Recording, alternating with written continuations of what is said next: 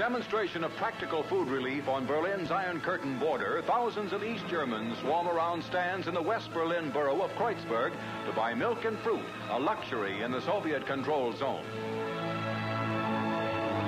After having their identification cards checked, proving they are from East Berlin, they are permitted to make their purchases. More than 11,000 oranges are sold at 1/5 their normal price, plus a whopping 2,200 pounds of cherries.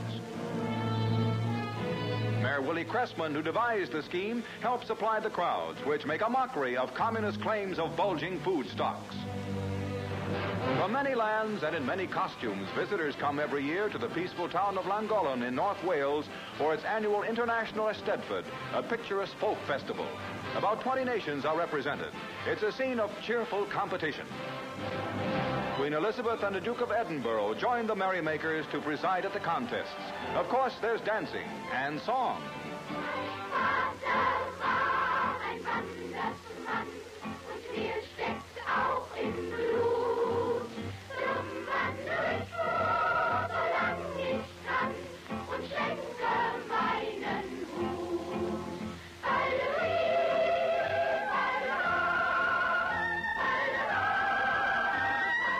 A German girls' choir, a British queen, Dutch dancers.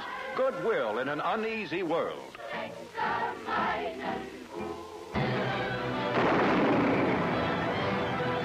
United Nations artillery duels with communist big guns across the pockmarked hills of Korea.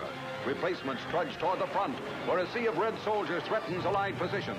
Tanks, too, rumble up to check the biggest enemy drive since 1951.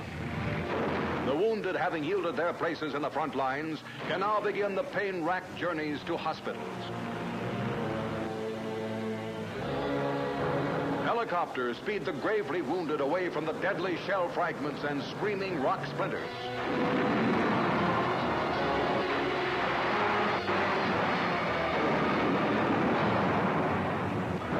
General Clark, Supreme Far Eastern Commander, visits a command post a mile from the bloody fighting.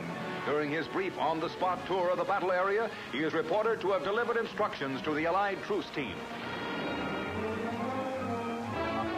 At Panmunjom, General Nam Il, head of the communist delegation, waits and waits and waits for the arrival of the United Nations negotiators, delayed by their briefing session with the general. The meeting is scheduled for 11 o'clock, but it is 15 minutes later before the Allied team arrives, and Nam Il can enter the truce hut with his aides. Later, General Harrison, chief UN delegate, reveals he demanded immediate action on an armistice. The communists agree, and once again, hope soars for peace in Korea.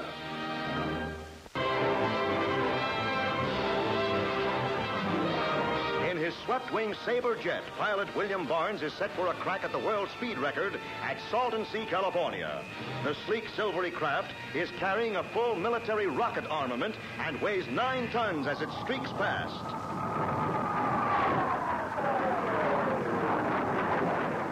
Barnes' pretty wife sees him make 4 low-level passes in the flashing silver bullet. While timers clock, the jet screams along faster, faster, 715 miles an hour, a new world's record. A Western roundup, Hollywood style, corrals scores of famous stars in Los Angeles for Warner Brothers premiere of The Charge at Feather River. It's the first buckskin premiere in the film capital's history.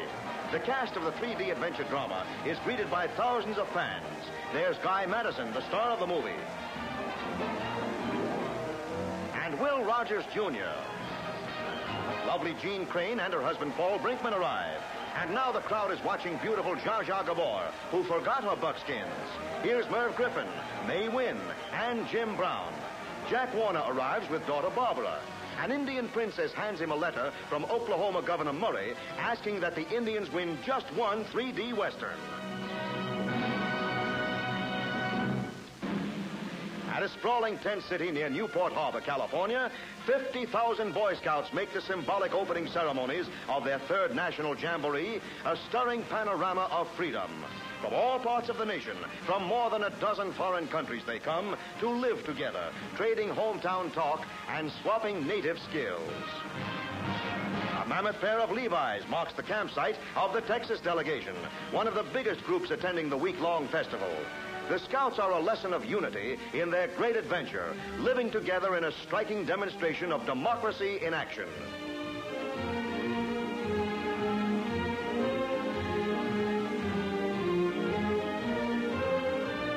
It's a once-in-a-lifetime experience for America's Boy Scouts from Maine to California, Minnesota to Texas. At night, an overflow crowd watches a colorful historical pageant against the massed colors of 1,200 flags in Jamboree City, USA.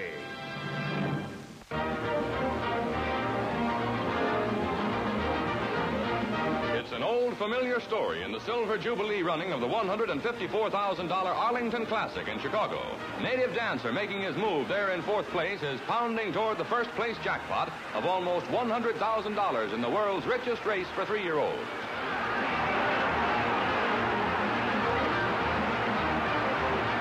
Crosby, the front-runner since the start, is no match for the on-charging Native Dancer, beaten only once in 16 starts, that the Kentucky Derby. Out front, the big gray colt widens his lead with every stride as Sir Mango moves into second.